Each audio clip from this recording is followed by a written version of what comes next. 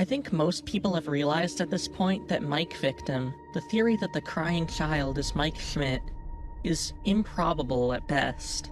The movie, the staffed-in table, the logbook's different voices, and the ultimate guide all point so strongly to Mike being the Foxy brother that I'd almost call it confirmed. I'd seen MIKEVICTIM get thrown around as early as Sister Location, but it peaked in popularity in late 2017 and early 2018, when the logbook first released and we were all struggling to make sense of it. I was actually on the fence regarding MIKEVICTIM and MikeBro when the logbook came out, and stayed there until the ultimate guide released a whole 4 years later. Jeez, it didn't feel nearly that long.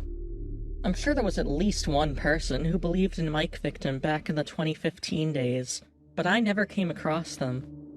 But what's funny is that if this theory had existed back when the 4th game was released, it would have been really good. So, let's take a look at what this theory could have been, and then what it became.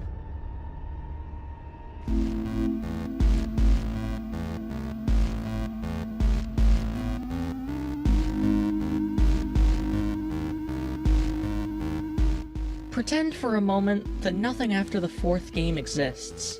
It's summer 2015, and everyone is trying to figure out what in the world the 4th game is about. You come across the audio files for the game, and discover that it contains the phone call from night 1 of the 1st game in reverse. You're so focused on the 83 versus 87 debate that you jump on the mention of the bite of 87 in the call and throw out the rest of it, thinking you've gotten everything out of it. But have you? At the time, the vast majority thought that we were playing as the crying child in the main gameplay. So, why did nobody question the fact that he knew of the phone calls from the 1st game? Why did nobody question how almost everything in this game lines up with the 1st game, with a little dash of the 3rd sprinkled in? Well, actually, some people did. I was one of them, actually. I thought it all pointed to the player being the older brother, reliving the trauma of causing the bite of 87. And I was almost right, aside from the 87 part. But if I was on Team 83, I can't help but wonder if I would have realized that if the crying child was 8 or older in 1983, he'd be 18 in 1993. I was racking my brain trying to find a reason nobody would have believed this theory back then. And then it hit me. The flat line. Of course nobody would think Mike Schmidt is a kid who died. But the Fredbear plush did say just before the flatline that he'd put the kid back together. And the gameplay continues for a night after the flatline, with Nightmare appearing in that night. If we had been playing as the crying child, shouldn't beating Night 7 have meant that he looked death in the face and made it out the other end? A near-death experience rather than a true death? Nightmare's jump scare even sounds like an ambulance siren when you slow it down. And I remember a lot of people using that to connect him to death itself.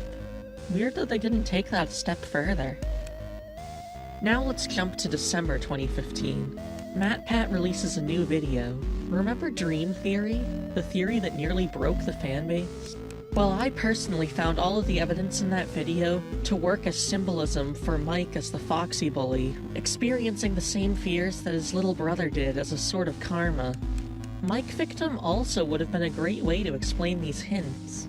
The crying child of FNAF 4 has 4 plushies in his room. The crew from FNAF 1. How about Foxy's jump scare popping in abruptly from behind a wall? It's awfully similar to the way the brother scares the crying child throughout FNAF 4. Even the fact that the child doesn't have a Golden Freddy plush, and that instead he has his imaginary friend and psychic friend Fredbear, who appears and disappears at will, directly references Golden Freddy's ghostly behavior in FNAF 1 and 2. FNAF 3's Springtrap is directly inspired by the girl in her golden body finger puppet that pinches and traps her finger. The idea that animatronic stuff with suits comes from this girl spreading the urban legend that if you die, they hide your body and never tell. The naked endoskeletons come from his time trapped in this pirate. Balloon Boy, the train version of this game, is like going to birthday party. They even have a single balloon each. Even the oddballs of Shadow Freddy and Shadow Body feed on this theory. They're the crying child being freaked out by the shadows that Golden Freddy body cast out of the wall. MIKEVICTIM also would have been a great way to explain these hints. Instead of it all being a dream, it could recontextualize the first 3 games to represent the child growing up and facing his childhood fears. Or at least games 1 and 3, because 2 would be, well, the timeline wouldn't work very well with that one. It could even explain the box, the one that contained the pieces put together. It would contain the crying child's traumatic memories, ones that he locked away to recover from the accident but needed to face as an adult. That's all well and good. Kind of fringe, but still an interesting hypothetical theory. It's what came after this that should have made it skyrocket in popularity. In January 2016, FNAF World was released, and in that game, we got a certain secret route that was a little more important than all the others. I'm sure you all know of the clock route, where 8-bit Fredbear sends you to find the clocks and put the pieces in place. It's the final cutscene, though, that I'm really interested in here. The pieces are in place for you. All you have to do is find them. Rest. These pieces, as we can see, are the hints to the Five Nights at Freddy's 3 minigames, which are used to bring about the happiest day.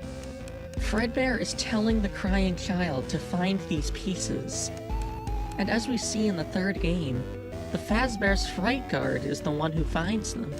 I remember MatPat and Dawko both got this impression when they revisited the game years later. The clock quest showed that this weird, self-aware video game world was somehow able to influence the events of the real world, leaving breadcrumbs in the real world that you would be able to follow in FNAF 3. But because the game ends with the line, "the pieces are in place for you to follow," it implies that the guard we're playing as in FNAF 3, the one who is actually finding these clues, was the bite victim, which then opens up an entirely different can of worms. So, I think here, guys, Scott is trying to show that the bite victim is Michael Afton.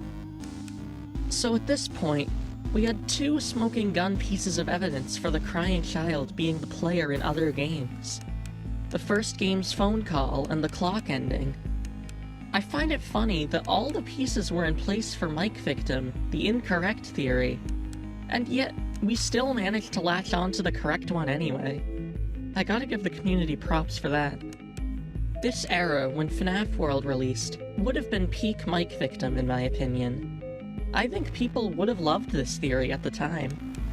It's when Sister Location came out, which is ironically when the theory started popping up around the community, that the cracks really started to show.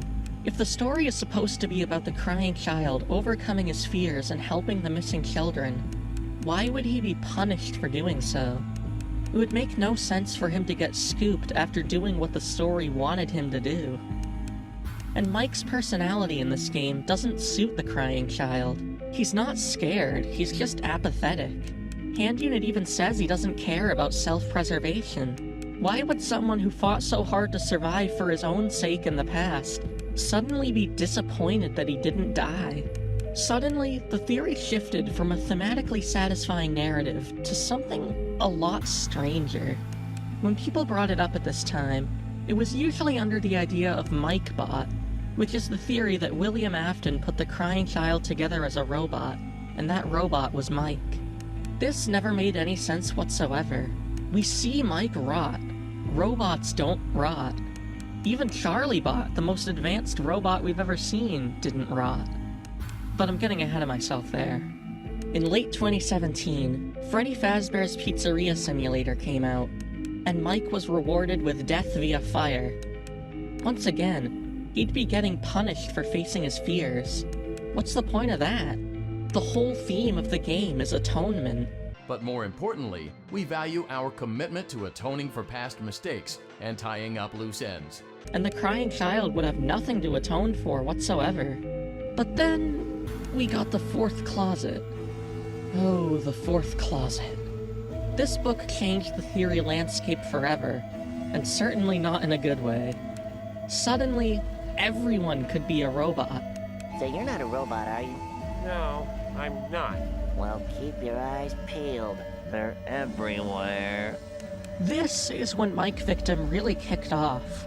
When the fourth closet validated fringe theorists' method of suspecting everyone of being a robot, and sent that line of thinking mainstream. The line, "I will put you back together," hit differently, in a way that most members of the community just didn't vibe with. For many, this was an indication of how off the rails the franchise had gotten, and so MIKEVICTIM was more of a nasty stain than an interesting concept. And believe me when I say people were putting in the elbow grease to clean that stain. Believers of this theory were attacked mercilessly, arguably at the same level as Will Trap believers in 2017. Those were tough times, and for anyone who didn't get forcefully swept into Mike Trap like I did, I salute you. But anyway, we're still seeing the ripple effects of this today. When MIKEVICTIM gets brought up, A lot of people don't see it as an easily debunkable but otherwise harmless theory. They see it as a threat to the franchise itself, and they react accordingly. That's why I took a step back today to explain my appreciation for the really interesting version of the theory that never was. And hopefully some of you will gain that appreciation as well. It's just a really fun way of interpreting the first 4 games in my opinion, and it would be cool to see more people talk about that.